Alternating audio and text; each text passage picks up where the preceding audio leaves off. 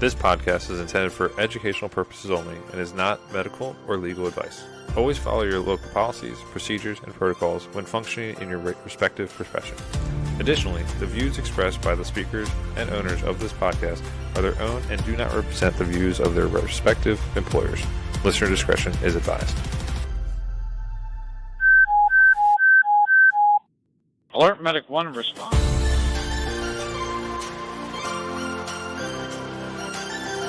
Ken, Josh, and Mustafa here. Welcome back to the Alert Medic 1 podcast.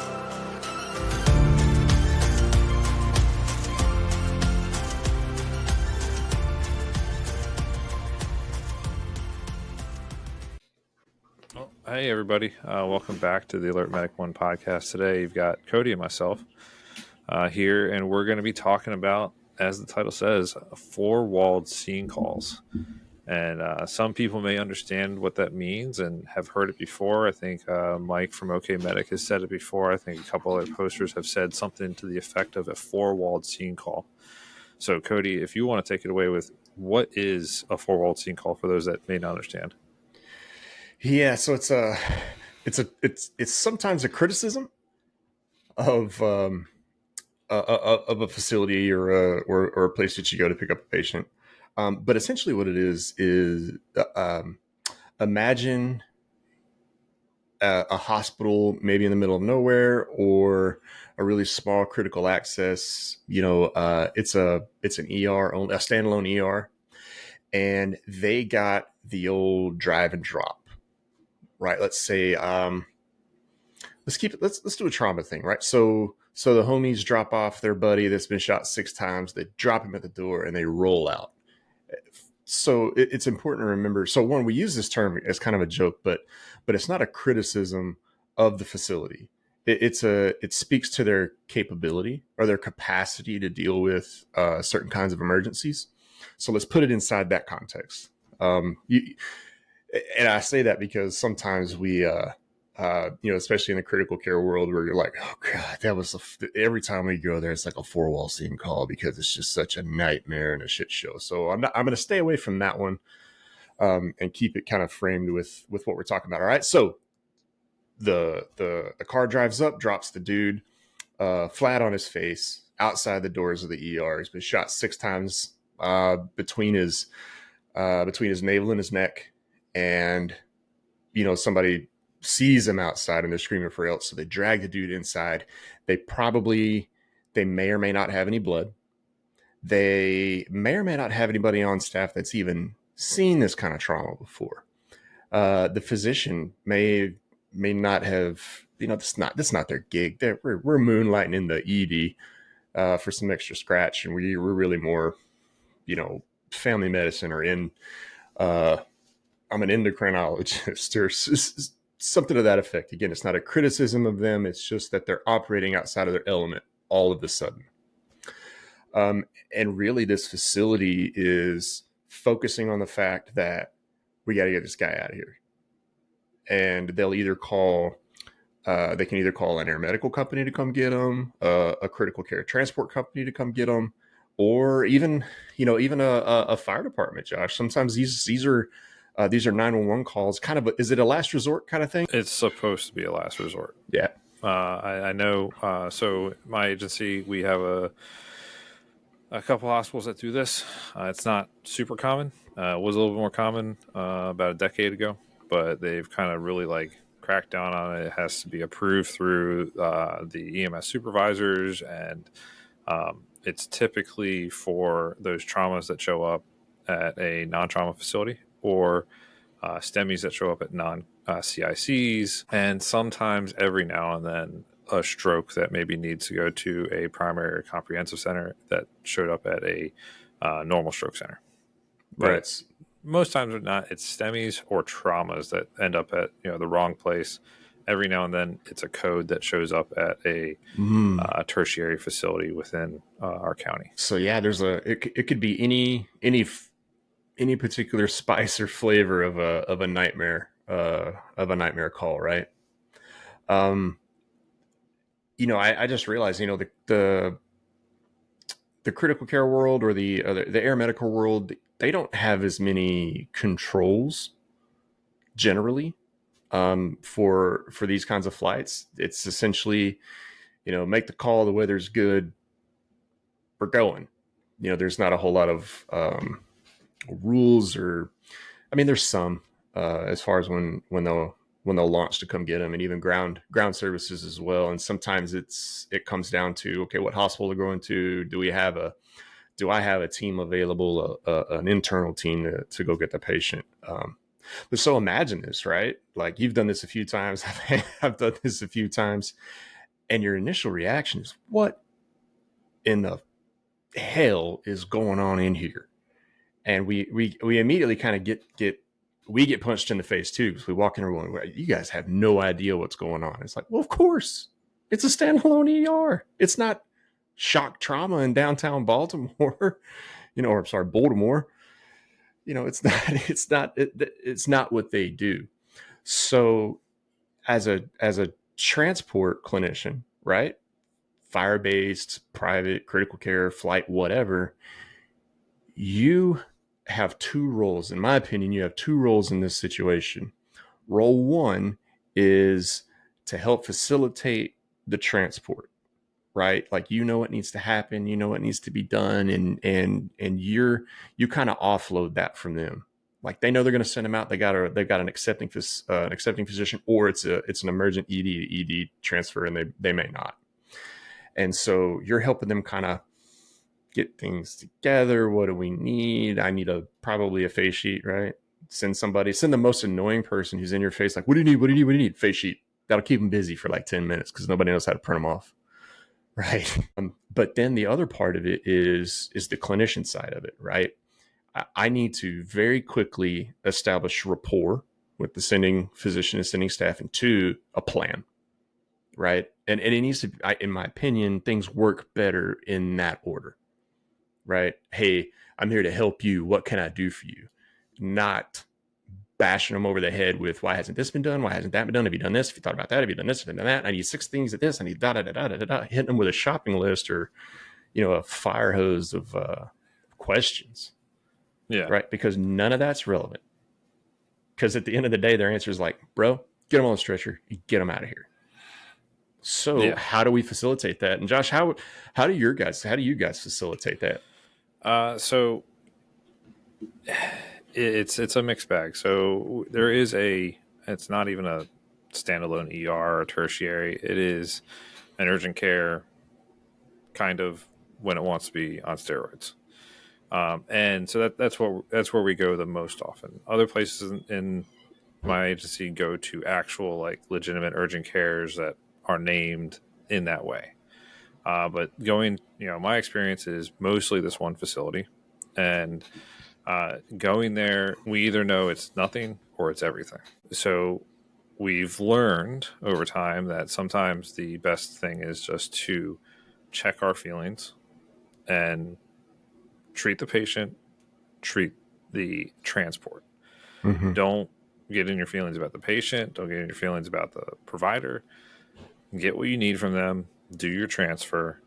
And then once you're out of that arena and you're in your arena, the back of the unit, that's when you can focus on, okay, what do I need to correct? What do I need to figure out? What do I need to do this? Instead of asking all the questions, go into your clinical mindset and start figuring out what needs to be done.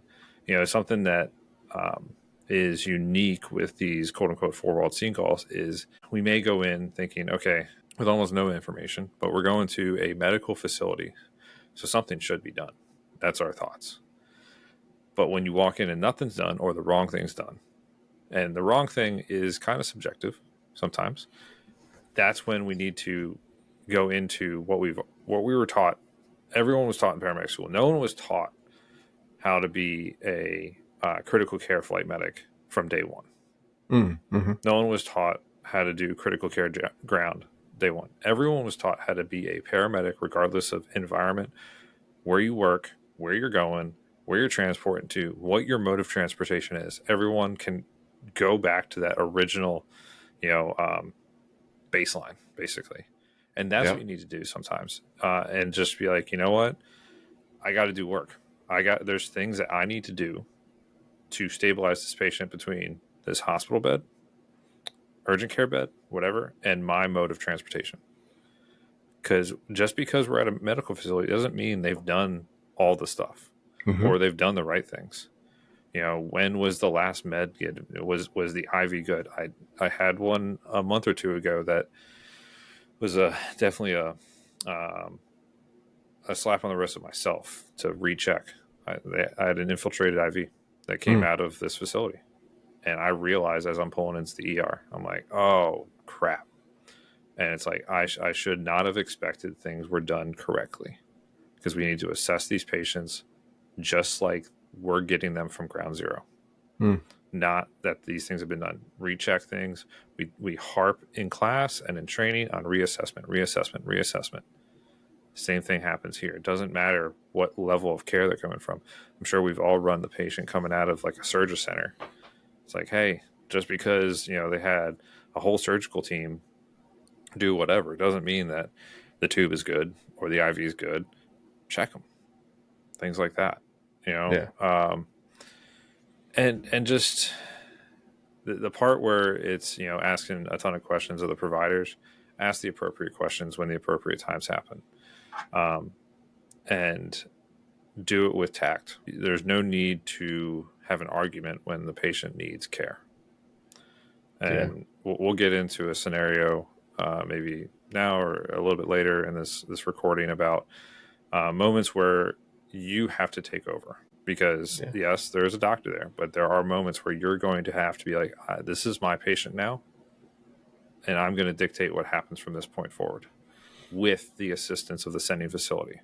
Mm-hmm. I'm sure, Cody, you've run into that both locally and also in your past in other agencies. Yeah. It's there's a little mantra that I've had to develop kind of over the years of in those situations. Again, you have to stay oriented to what their primary mission is versus what your primary mission is. Your primary mission is emergencies and resuscitation and sick ass people. Those folks see those things occasionally, and you get called immediately for a reason. So you have a choice. You can be an asset or you can be an asshole. It's one of those. You got those two choices. And being an asset is showing up going, okay, I am bringing a whole bag full of resuscitation with me. I'm bringing some resuscitation and emergency medicine experience with me. And I have to build a team in 10 seconds. I have 10 seconds to get things going. Now, my partner, whether that's a nurse or a medic or whatever your setup is, they're generally kind of getting things. Like if you're the primary, you're probably trying to get things together to facilitate transport. Your number two or crew two is going and setting up the patient on the monitor, getting some equipment transitioned over.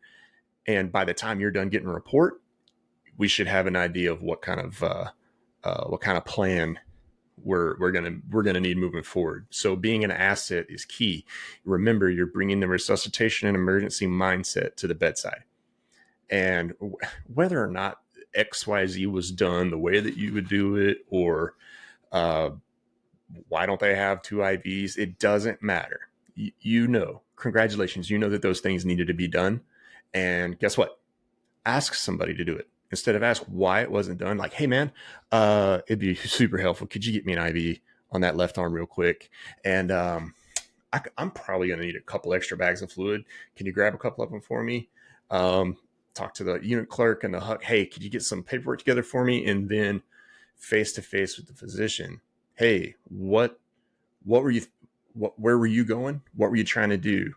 And sometimes they're just like basic foundational resuscitation. I got an airway, I got IV access, I got something on for blood pressure, or I just got them intubated with whatever cocktail that we use to do it, and I've got them on propofol and they seem to be behaving, and you're like, and you're like, okay, we need more stuff. So this is where you establish your plan. Like, hey doc, there's a couple of ways that you can do it, because a lot of folks who don't do a lot of transfer work The sending physician owns the patient until they're accepted at the receiving facility. So they're legally liable for everything that happens from the time that they establish care until the time that care is turned over at the receiving facility. It's not just show up and it's my show all of a sudden. That's being an asshole. You need to integrate and get on the same page with, hey, where were you going? At least, the more experience you have with this, the easier it is to look and see, okay, we were heading this direction. And either I have some foundational things that still need to get done before we go, or you know what, it's done enough. Let's transfer the equipment and then we'll handle the rest of the resuscitation en route and establish a somewhat of loose guidance, if you will, with that sending physician. I'm saying those words specifically to like your scope of practice issues and what can person X give me orders to do en route.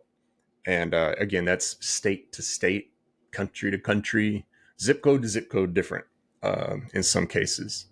So, hey, doc, I'm thinking about some of this and some of that for pain control. And I'm thinking about some of this and some of that for blood pressure. You okay with that? And generally it's like, absolutely. Unless they know something that you don't know. And they'll say, hey, I'm really trying to stay away from pressors right now because I know he looks like 90s over 50s right now, but this is a AAA. I just got the CT read back. It's a AAA. Let's keep them low and slow, if at all possible. And, or, I mean, hypotension with a AAA is pretty ominous, but there's a hole in my story. Yeah. But you go, okay, cool. Got it. He knew something I didn't know. So, all right. Hey, partner, before you hit start on that levofed, this is what's what. Yeah. And again, share situational awareness with your team. You know, when you get back in the room, because they don't know anything. They weren't talking to the doc with you. Like, hey, man, this is to go back, I guess, to the original story. Hey, he's been shot 6 times. He's got one nicked the subclavian. He's got a couple in his gut. And the doc's a little bit worried about his lung coming down. And, right now there's not tension physiology. So he didn't start a chest tube, and of course, that's one of the things that's in some cases is in your scope, and go, hey, doc, it's a 40-minute flight to this trauma facility. I'd feel a whole lot better if we got something in his chest. And they go, you know what? Okay, cool. You want to do it or do you want me to do it? And of course, I'll go, oh, no, sir. No, sir. You have so much other stuff to do. We'll take care of it for you. Not a problem. Or they go, I really don't think so. I really don't think we need to do a chest tube right now. And you just go, okay. So part of my plan en route is if this goes down, I'm going to have to do a simple thoracostomy. I'm going to have to do fingers, or I'm going to have to do a decompression of some type. Yeah. And if you really just can't get on the same page and you can't establish that rapport, and it's clear that maybe they're not thinking straight, or it's a PA or a nurse prac at 2 a.m. and they're like, I don't know, man. Get on the phone with your medical director. Wake them up. Yep. And I wish Ben was on here because he knows what I'm going to say. Hey, man, I'm in a jam. I need a hand, and here's my situation. And they'll just, I had one medical director in Texas who would say, hey, man, sorry about your bad luck. Let me know how it goes. Yeah.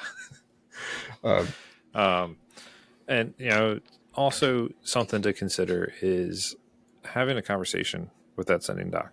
If they're not comfortable with something, have a conversation about why you want to do it, mm-hmm. and why they may be uncomfortable, not just accept it at face value. Doc, I want to give this because of this. This is what I see. I've got this transport, and this is where, thinking like a paramedic comes into play. And we talk about this many times during many episodes. Think like a paramedic, talk like a paramedic. Don't just say, I want to give XYZ because it's going to make blood pressure better. Mm-hmm. and leave it at that, Right. because it's just like doing a consult. You need to sell your story, or not a consult, but like asking for orders. Sell your story correctly. Don't just, I want this because they're hypertensive or hypotensive or whatever the indication is. Tell them why. Like, paint that picture. And in Yeah. this case, you're painting a picture of understanding the patient's physiology, the long term effects of what you're doing, and Mm-hmm. the long term. Some people may say, 40-minute flight. That's short term. That's long term in our realm. You Yeah. know, we're not thinking about hospital. We're thinking about what's going to happen when I'm 30 minutes away from here and 10 minutes away, possibly Yeah. coming up on final, or you're on the road. Just things that you want to prepare for. And it kind of breaches into a topic that we may talk about more in the future, but some measured aggressiveness. Understanding like, hey, I need a result, and or I need to secure something now before when it's really bad and I'm almost behind the eight ball, or I'm behind the eight ball, now it's too late. Yeah. Like, we want to set our patients up for success and ourselves. We don't want to be caught with our pants down, or whatever euphemism you want to use to describe this situation. We've all been there. I'm sure there's plenty of quote unquote baby medics, under 2-year medics that have had this situation, but there's Mm-hmm. also plenty of 15 and 20-year medics. It happens to us.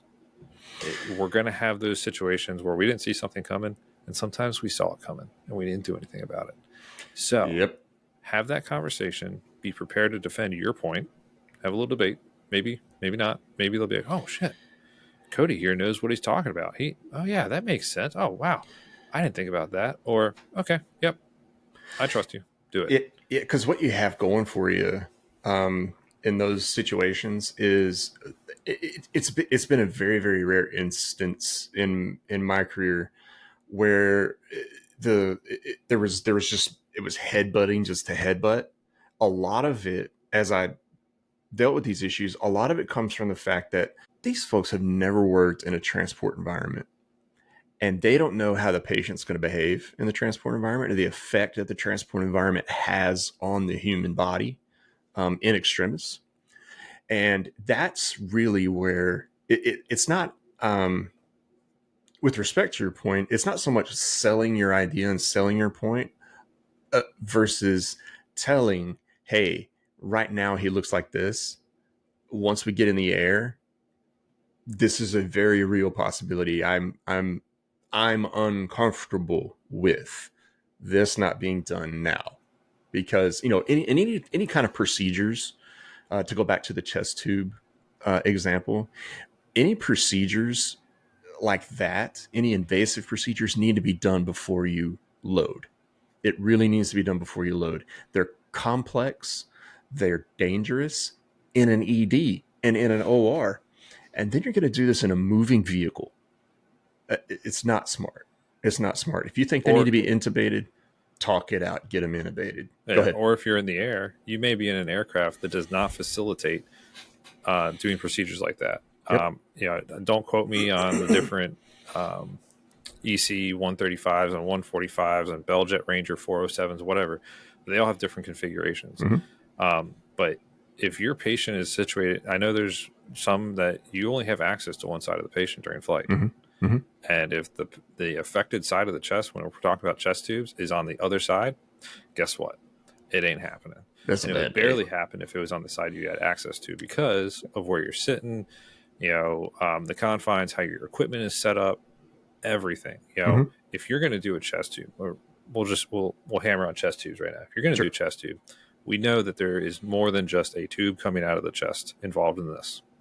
There is suction, there is drainage, there is all kinds of equipment. An flight team is going to want to know where they're going to put that stuff as they're loading, not while they're flying.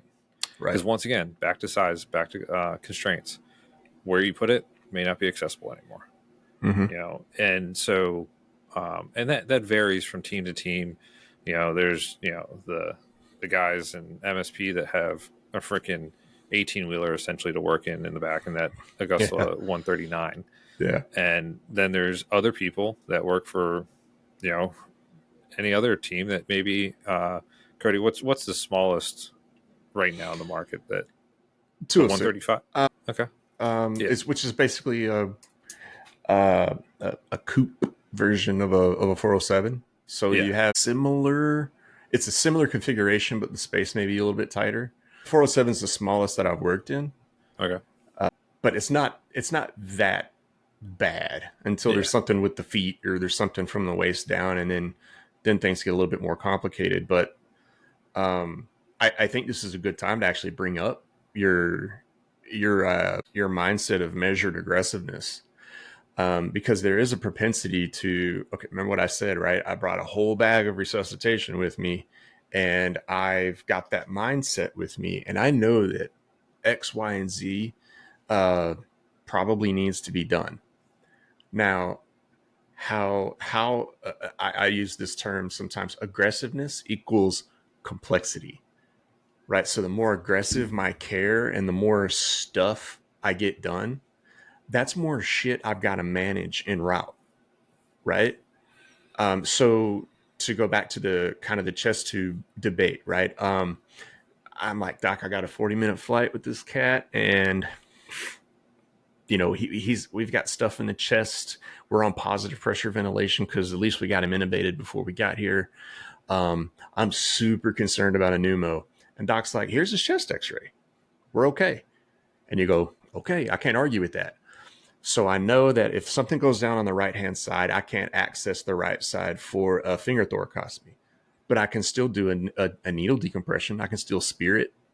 So Mm-hmm. it's not this. I'm like, do I really want to fight this fight and add that to what you're talking about? Do I want to bring a chamber and suction and all this other Yeah. nonsense with me that I don't need to manage right now, because I've got to do a shitload of blood product with this guy. I've got to keep this individual just pain control and sedated.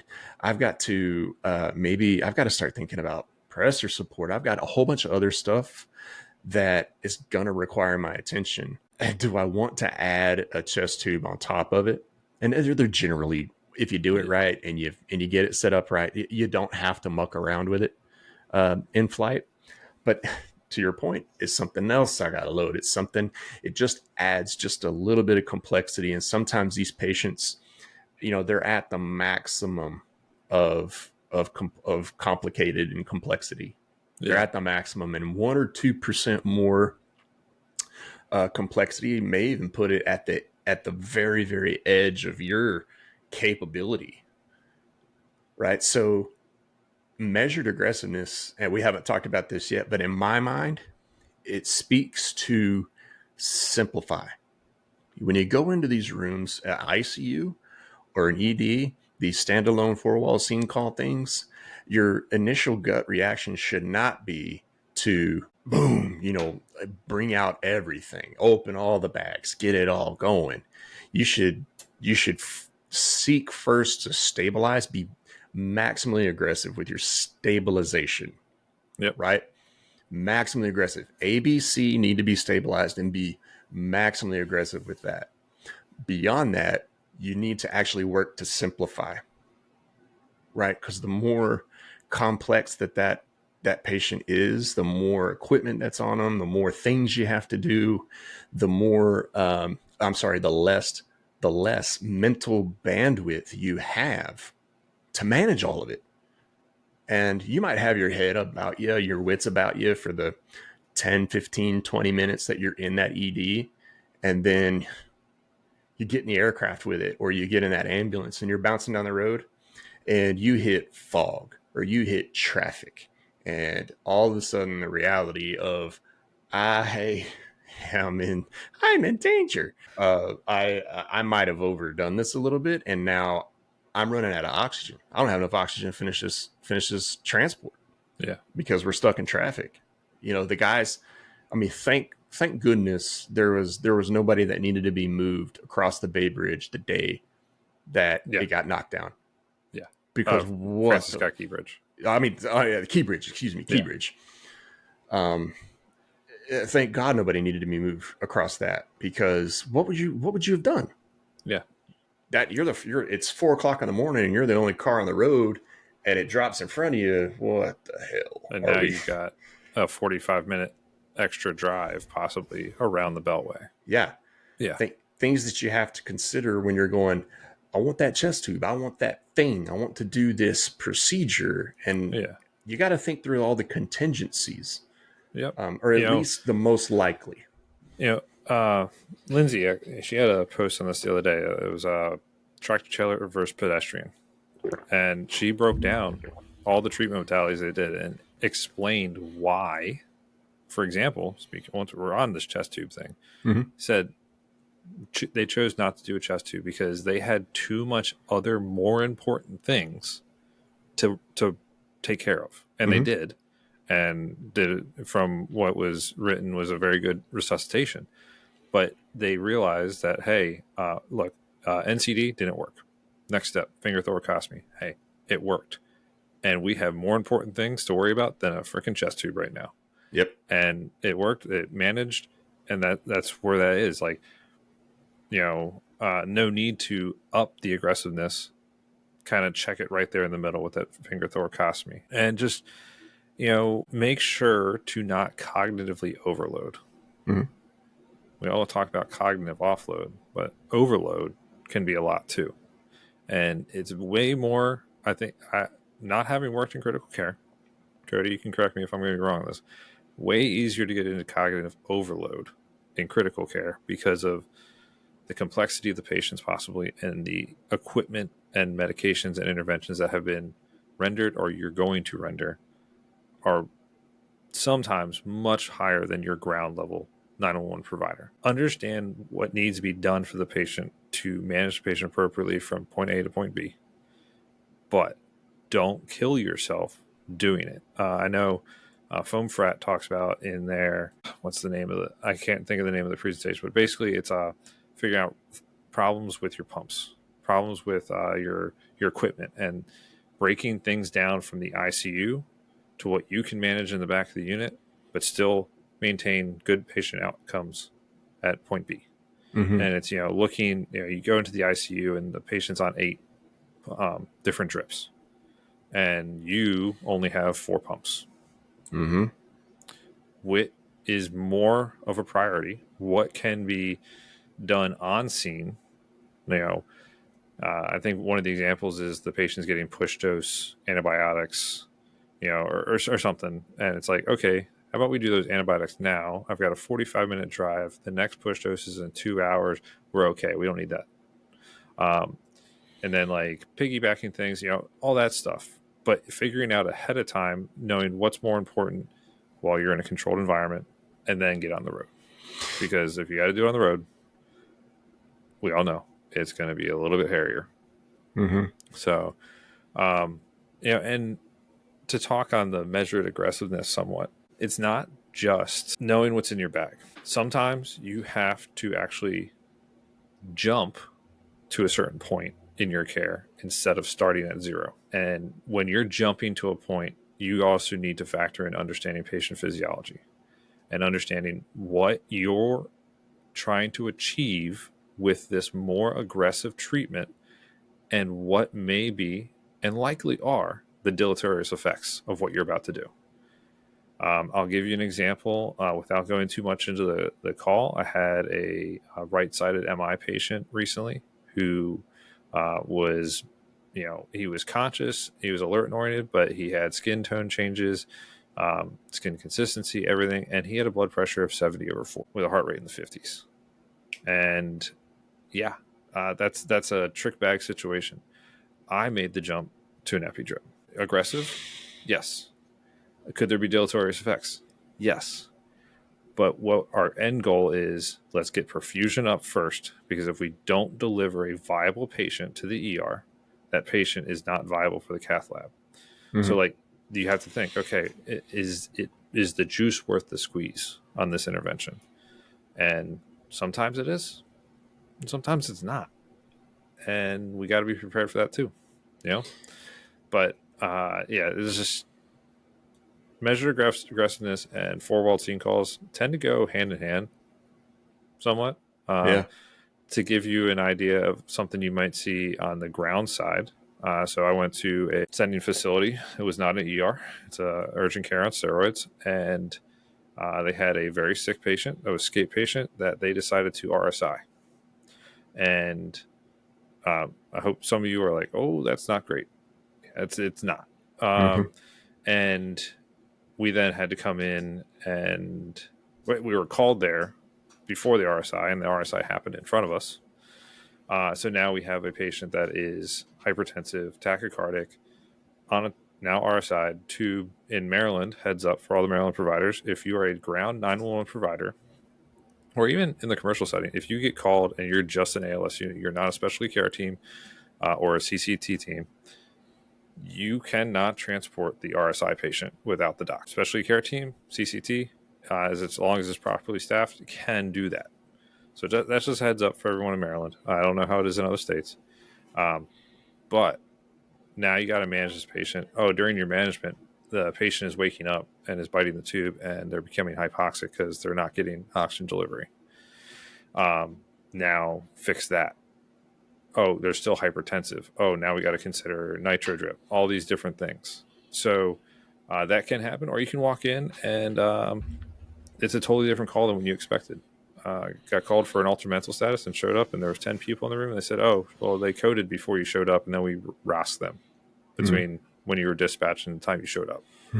Now you've got a whole different patient on your hands. Yep. You know, so then you got to figure out what you got to do and what's going to work best, and go from there. I'm sure plenty of people have gone into urgent cares and had similar stories where they get called for something and it's completely different, or it's not as bad as you think. So Yeah. you have any other thoughts on four-wall team calls and measured aggressiveness? Yeah, because it's kind of like I did a post on this a while back, but it's like tag team chess, right? You're taking over a game of chess halfway through the match, and the person you're tagging in with has varying skills, ability, and experiences, but you are always playing against a chess master, right? So sometimes that the person you're tagging in with, they made the right moves, and you're well positioned. You can make sense out of where they're going with it. They're well positioned for the win, and you just pick up where they left off, and you give the master a run for their money, right? Sometimes you tag in, and that individual or that team, and they've kind of painted themselves into a corner, and there's literally no moves left, and you can only move the few remaining pieces you've got, like back and forth to the same spots, just like you're staying alive for whatever reason. The end's inevitable. The master's going to crush you no matter how good you are. All right. And then sometimes you're taking over the game after someone has just kind of moved some pieces around, and they're guessing at what is right, and like a total novice, right? And they seemingly have no strategy or logic at all, and you've got to decipher the moves that have been made already while trying to see what the next move is. But you got to remember, the master's playing a championship game, and you've got to be able to catch up quickly, which goes back, and it speaks to measured aggressiveness. Simplify. Don't overdo it. You were talking about, there was one other thing that you were talking about, and it sparked something of, your epidrip. Yeah. Right. And when I was sitting in North Carolina and I heard it, it made me think about you too. Dr. Weingart talks about that there's errors of omission and there's errors of commission. Yeah. Always make the error of commission. Always make the error of commission. I would rather get my ass chewed for being too aggressive and doing the thing that I felt was in the best interest of the patient, given the situation, the context, and all that stuff. And I was swinging for the fences with the best of intentions. I would rather I'll get my ass chewed all day for that. Yeah. I have no problem sitting across from the chief, the doc, or whatever, going, yep, I did this thing that in my mind, one, it's within my protocol to do it. And you may disagree with what I did because it may yep, I might have used a hammer when I should have used a screwdriver, but the hammer got the job done, Yeah. and I'm okay with that. Again, safely, appropriately, blah blah blah. Yeah. And this speaks to something that I think we've said many, many times, both in posts and in episodes. Know what you're doing. Like, understand what is in your toolbox, what is in your mind. Don't become stagnant in this profession. And if you're listening to this, I highly doubt that you are, truly stagnant. But don't get to that point, because when you do have to pull that trigger, and you're like, you're the capable medic that knows what needs to be done, Mm-hmm. but maybe you didn't stay up to date on a whole lot of stuff, and then you do have to go defend yourself. You're gonna fall flat in your face. I'm just gonna be quite honest, and be able to defend your point, and not like defend it as in like be the asshole. No, be like, this is why I did it. This is what I was thinking. I understand that the patient, is presenting this way, and by doing this, the patient's body is possibly going to react this way. And I also understood that the negative could happen. And what am I going to do if the negative happens? Yeah, but you were well intended. Yeah. Right. And I know we've talked about patient physiology a lot, and interaction, medications, interventions today about this. Back to the grandmaster that you're facing off against on the chessboard. No, have an idea of what that grandmaster is going to do. It has the master plan that we are fighting against it. We are going to do our best to win, but it's more going to be a stabilization of the game, probably for us in the 911 setting. Okay. Mm-hmm. Quite honestly, we stabilize patients. There's very few cases of quote unquote saving patients. I know Aaron kind of posted about that today. We do a lot of stabilization. We deliver a viable patient to definitive care. That is our end goal. Every now and then, throw in some whole blood, throw in some defibrillation, and some other very specific procedures. Those are life-saving procedures. Everything else is stabilization. Yep. Have an idea what the grandmaster is going to do. Same thing like I was just saying. Know the good and the bad of what you're doing, and also kind of project down the road. That MI patient. Okay, so the grandmaster wants to tank this guy's blood pressure and kill him in front of me. That is his goal. How is he going to do that? And what can I do to maybe move a pawn or a bishop or a rook or whatever in the way of that for the time being? I can kind of keep him at bay in this one corner so he can't make too many great deleterious affecting moves until the ED or the ICU, the cath lab, whoever it is that's going to be the truly definitive care, can come in and kind of just wipe the board off and be like, hey, we're going to start this game over and we're going to be in charge. Yeah. So just know where you fit into that and how you can, better your patient's outcomes. Take what's been given to you, whether it's the right or the wrong thing that's been done in these facilities, because there will be the wrong things done. Just every now and then. Yeah. We do too. Just make it right. Yeah. Make it right. And sometimes the wrong is so wrong that now we're catching up. But know what it is. Take what you have. Assess it. Figure out what's the best course of action within your toolbox. We all have different toolboxes. Cody's toolbox on the helicopter is a lot different than my toolbox on the back of the medic unit. And go from there. These four-walled scene calls, to end it up, maybe some of your most spectacular calls you run sometimes, because you're going to come in and you're going to do a lot of cowboy shit, and they're going to leave you with a lot of questions. And that's I feel like I'm about to ramble here, so maybe I'll just cut it there. Anything else, Cody? No, I would just say, along with making the error of commission, never ever be the one that's getting your ass chewed for making the error of omission. And you're getting chewed out because you didn't do the aggressive thing because you were worried about what they were going to say. Or I'm going to get QA'd for this. Get QA'd for it. Make them put you across the desk and say, why did you do XYZ? Because it's not apparent to me why you did this thing. And make them ask you that stupid ass question. Yeah. Don't make decisions based on based on your perceived repercussions for your career. And without hitting a rabbit hole, there's a point where the error of commission actually does become bad. So understand that. Like, yeah. understand that there are times where the aggressive right answer is not the right answer at times. Okay. Like, Sometimes for it's example, don't just do something, stand there. yeah.